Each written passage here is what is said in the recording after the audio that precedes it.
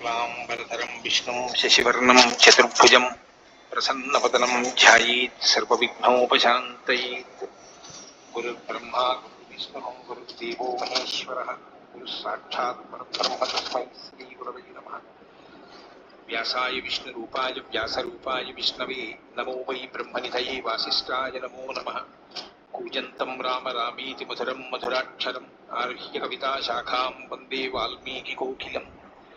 श्रुतिस्मृतिपुराणानाम् आलयं करुणालयं नमामि भगवत्पादशङ्करं लोकशङ्करं।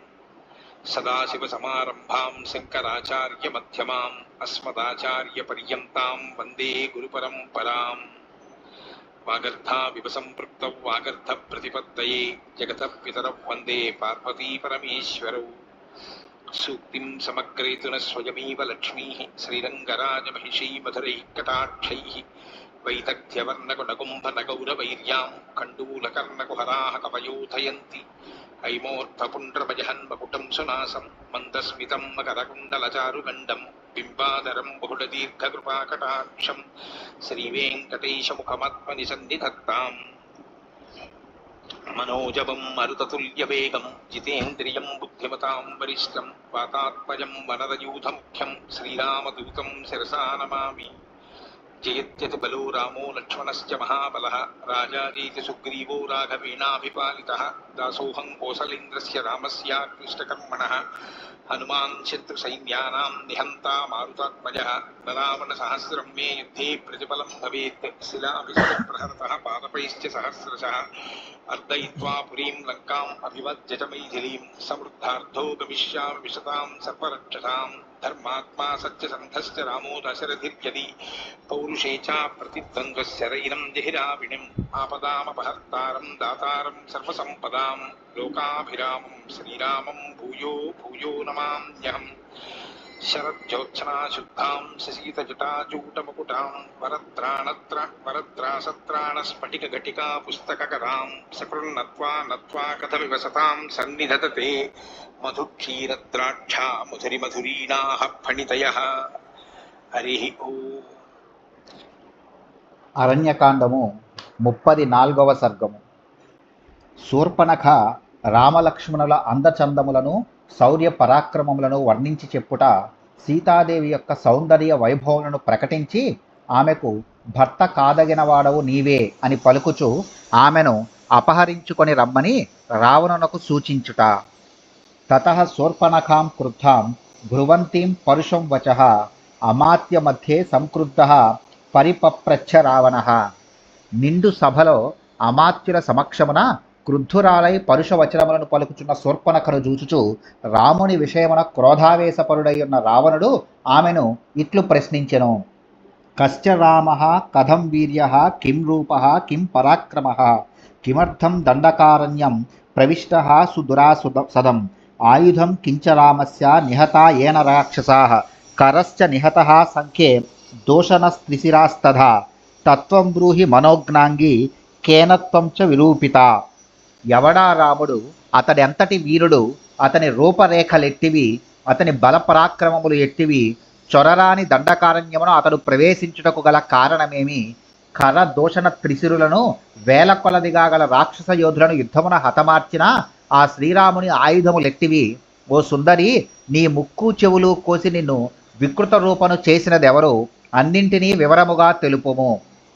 ఇత్యుక్త్వా రాక్షసేంద్రేణ రాక్షసీ క్రోధమూర్ఛిత తతో రామం యథాతత్వం ఆఖ్యాతుం ఉపచక్రమే.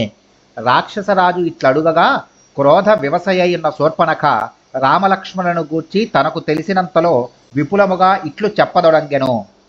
దీర్ఘబాహుర్విశాలాక్షః క్షీరకృష్ణాజినాంబరః కందర్ప సమరూపశ్చ రామో దశరథాత్మజః. శ్రీరాముడు దశరథుని కుమారుడు. అతడు ఆజానుబాహువు, విశాలమైన కన్నులు గలవాడు, నారచీరలను జింక చర్మమును ధరించి ఉన్నవాడు, మన్మధుని కంటెను అందగాడు. శక్రచాప నిభం చాపం వికృష్య కనకాంగదం దీప్తాన్ క్షిపతి నారాచాన్ సర్పానివ మహావిషాన్. అతడు బంగారు పట్టీలు కలిగి ఇంద్రధనస్సు వంటి వింటిని ఆకర్ణాంతము లాగి సర్పముల వలె మెరియుచున్న తన శరములను ప్రయోగించును. నారదానాం శరాన్ ఘోరాన్ నాదదానాం శరాన్ ఘోరాన్ న ముంచంతం శీలిముఖాన్ న కార్ముకం వికర్షంతం రామం పశ్యామి సంయుగే హన్యమానం తు తత్సైన్యం పశ్యామి శరవృష్టిభిః ఇంద్రేణో ఓత్తమం సస్యం ఆహతం త్వస్మవృష్టిభిః. మహాపరాక్రమశాలి అయిన శ్రీరాముడు యుద్ధరంగమున అమ్ముల పొద నుండి భయంకరములైన బాణములను తీసుకొనుట, ధనుస్సును ఎక్కుపెట్టుట, శరములను ప్రయోగించుటను నేను చూడలేదు. అవి అన్నీను కనురెప్పపాటులో జరిగిపోవచ్చుండును. కానీ ఇంద్రుడు కురిపించిన వడగండ్ల వానకు పైరు పంటలు ధ్వంసమైనట్లు శ్రీరాముని శరవృష్టికి సైన్యమంతయు హతమైపోవుటను మాత్రము చూచితిని. రక్షసాం భీమరూపాణం సహస్రాని చతుర్దశ నిహతాని శరైస్తీక్ష్ణై తేనైకేన పదాతిన అర్ధాధిక ముహూర్తేన ఖరశ్చ సహదోషణః ఋషీణామభయం దత్తం కృతక్షేమాశ్చ దండకాః. శ్రీరాముడు తానొక్కడే రణభూమియందు నిలిచి తీక్ష్ణములైన బాణములను ప్రయోగించి ఖర దోషణాదులతో సహా భయంకర రూపులైన 14,000 మంది రాక్షస యోధులను 3 గడియలలో మట్టి గరిపించెను. ఋషులకిచ్చిన వాగ్దానము ప్రకారము ఆ విధముగా దండక వనమును వారికి నివాసయోగ్యముగా చేసెను. ఏకా కథం చిన్ముక్తాహం పరిభూయ మహాత్మన స్త్రీవధం శంకమానేన రామేణ విదితాత్మన.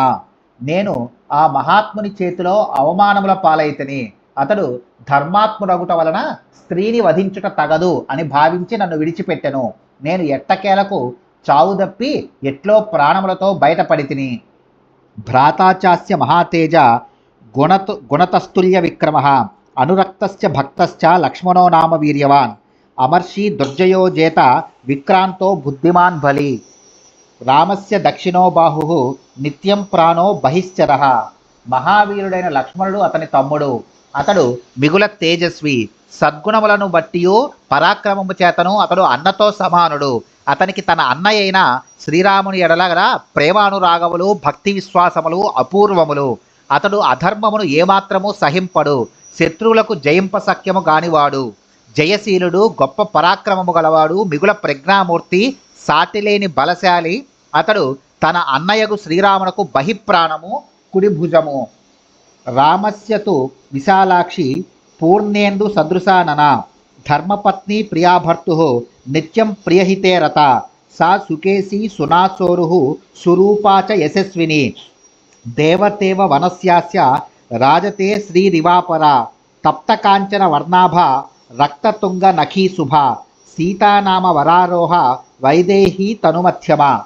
శ్రీరాముని ధర్మపత్నియకు సీతాదేవి ఆయనతో గుడి ఉన్నది. ఆయనకు ఆమెపై గల ప్రేమ అపారము. ఆమెయు సర్వదా ఆయన హితమునందే నిరతురాలైయుండును. ఆమె కన్నులు విశాలములైనవి, ముఖము నిండు చంద్రుని వలె ఆహ్లాదకరము, కేశ సౌందర్యము అపురూపమైనది. ఆమె ముక్కు సొగసైనది, ఊరువులు పొంకములైనవి. ఆమె పేరు మోసిన సౌందర్యవతి, వనదేవత వలె మరి ఒక లక్ష్మీదేవి వలె విరాజిల్లుచున్నది. మేలిమి బంగారు వన్నెగలది. ఆమె ఎర్రని నఖములు ఉన్నతములైనవి, నాజూకైన నడుము గలది. ఆ ఒప్పుల కుప్ప జనక మహారాజు కూతురు. నైవదేవి న గంధర్వి నయక్షి నచకిన్నరి నైవం రూపా మయా నారీ దృష్టపూర్వ మహీతలే. అందచందములలో దేవ గంధర్వ యక్ష కిన్నర భామినులెల్లరూనూ ఆమె ముందు దిగదుడుపే. ఇన్ని మాటలెందులకు? నేనింతవరకును ఈ భూమండలమున అట్టి సుందరిని చూచియే ఎరుగను. యస్య సీతా భవేద్ భార్య యంచ హృష్టా పరిష్వజేత్ అతిజీవేత్ స సర్వేషు లోకేష్వప్పి పురందరాత్. ఆ జానకిని భార్యగా పొందిన వాని అదృష్టమే అదృష్టము. ఆమె కౌగిలి సుఖములను అనుభవించిన వాని భాగ్యమే భాగ్యము. అట్టి పురుషుడు అన్ని లోకముల వారిలోనూ సర్వశ్రేష్ఠుడై ఇంద్రుని మించి ఖ్యాతికెక్కును. సా సుశీలా వపుశ్లాఘ్య రూపేణ ప్రతిమా భువి తవానురూపా భార్యా స్యాత్ త్వం చ తస్యాస్తథాపతి. ఆమె సౌశీల్యవతి, చక్కని సౌందర్యము గలది. ఈ లోకములో రూపమున సాటి లేనిది. ఆమె నీకు భార్య కాదగినది, ఆమెకు భర్త కాదగిన వాడవు నీవే. తాంతు విస్తీర్ణ జగనాం పీనశ్రోణీ పయోధరాం భార్యార్థే చ తవానేతుం ఉద్యతాహం వరాననాం విరూపితాస్మి క్రూరేణ లక్ష్మణేన మహాభుజ. ఓ మహాబాహు, చక్కని వక్షస్థలము జగన సౌందర్యము గల ఆ సుందరిని నీకు భార్యని చేయుటకై ఇక్కడికి తీసుకొని వచ్చుటకు పూనుకొంటిని. కానీ క్రూరుడైన ఆ లక్ష్మణుడు నన్నిట్లు వికృత రూపను గావించెను. తాం తు దృష్వాద్య వైదేహీన్ పూర్ణచంద్ర నిభాననాం మన్మథస్య శరానాం వై త్వం విధేయో భవిష్యసి యది తస్యాం అభిప్రాయో భార్యార్థే తవ జాయతే శీఘ్రముద్రియతాం పాదో జయార్థమిహ దక్షిణః. పున్నమి నాటి చంద్రుని వంటి మనోహరమైన ముఖము గల ఆ వైదేహిని చూచిన వెంటనే నీవు మన్మథ బాణముల తాకిడికి లోనవుదువు, అనగా కామపరవశుడవుదువు. నీవు ఆమెను భార్యగా చేసుకునదలిచినచో శ్రీరాముని జయించుటకు ముందడుగు వేయము, వెంటనే బయలుదేరుము.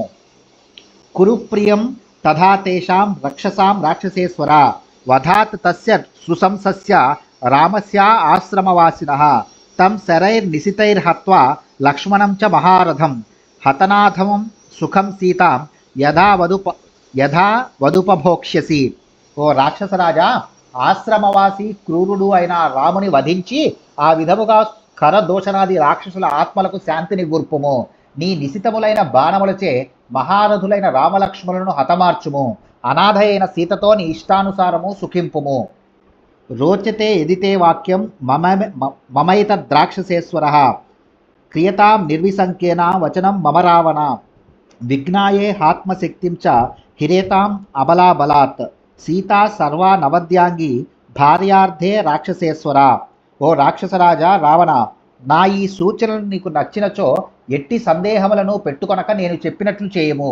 ఓ ప్రభు, నీ బలపరాక్రమములను సమీక్షించుకొని సర్వాంగ సుందరి అయిన సీతను నీ భార్యను గావించుకున్నటకై బలవంతముగా ఆమెను అపహరించుకొని రమ్ము.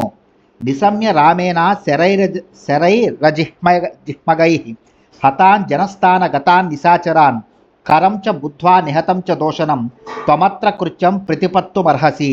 ఓ రాజా, శ్రీరాముడు సూటిగా రివ్వున దూసుకొని పోగల తన వాణిబాణములచే జనస్థానమునందలి కర దోషణాది సమస్త రాక్షస వీరులను సంహరించి ఉన్నాడు గదా.